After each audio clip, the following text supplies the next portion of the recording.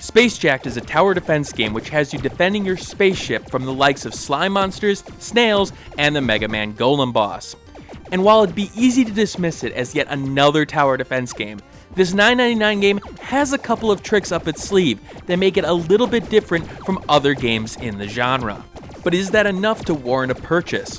That's what I'm here to answer, but before I begin, this key was obtained from the developer for review purposes, but won't change my opinion of the game in the end.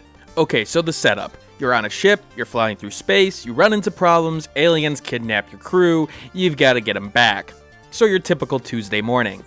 It's done with a sense of lightheartedness in terms of the story, and it has a goofy nature to it, so even if the presentation is simple here, it does do the job. But hey, less story, more gameplay. You've got 3 turrets to fight with: gun, laser, and status. These turrets have 2 variants each for 6 total turret types available. Now, like most games, each of them have their own strength, range, and cost associated with them. You place them down to protect the core of your room in question, and if aliens get to that core, it's game over. So what's different here? Well, first you can fight alongside your turrets. You can fire a barrage of bullets, but the blaster does have a heat mechanism to it. Now this gets you involved in a fight a bit more, and I do appreciate that you don't just sit around and stare at the screen hoping that your turrets can do the job.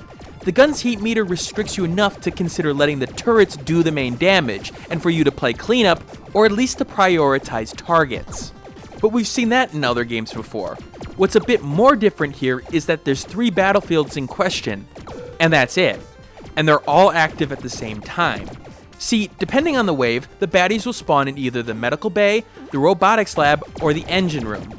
It'll start with 1 room at a time, but soon you'll have waves with 2, then 3 spawning monsters, broken up by time. So you'll have to watch your resources and work with what you have to protect each core.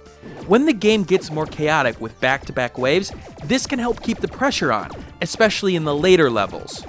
But the feature is complemented by one detail that I've overlooked here. In a lot of games like this, you're able to sell your turrets that you've built for a percentage of what you spent on it originally, if you need to change up your strategy.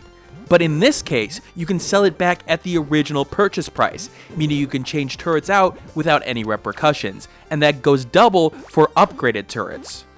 This is hit and miss.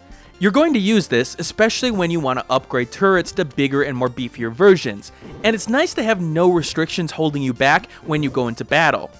You don't have too much time to make decisions before the round, however, so it's not like you can just optimize the playing field before every round how you want it, at least in the later levels. But with that said, there's no consequences to putting a turret down. That moment where you consider the idea of, do I put the turret here, why not there, it's gone, because you can just pick it up right away.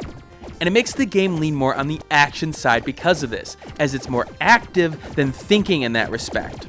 Now, I personally would have liked to see a very, very small penalty for it, so that makes you consider it a tiny bit, but not much more than that. I do like that metal permanently goes away for the repairing of core damage, which gives consequences, but consequences that are directly related to survivability. So where does it start to fall apart? Variety. I like the 3 different rooms idea, but it's too little in the overall picture. The fact is, there's an optimization factor that comes into play rather quickly, as while there are some different enemy types, it doesn't really change the fact that there seems to be an optimal turret configuration for the room, specifically dealing with the slowdown mechanics of the stasis turret. There's a familiar feeling after an hour or 2 of gameplay, even with new introductions of new enemies. I just wanted more. Now, I may be getting greedy at the $10 price tag it seems here, but this is a case where holding back for a bit more and a higher price may have been better for the game in the long run. While it does have challenge modes that put on restrictions and an endless mode, it became apparent sooner rather than later that yes, you are basically playing the same game over and over again. Those wanting something different in the tower defense genre, yeah, there's something to take a look at here. Just don't expect a game that will hold your attention for 5 to 6 hours. Thanks for watching. Like the video, share it with a friend, and subscribe if you want more content like this. In the description below, you'll find the Steam review accompanying this vid, along with social media that you can follow me on, Twitter, Google+, and Facebook groups. And if you want to support the channel, click that Patreon on the left of the screen.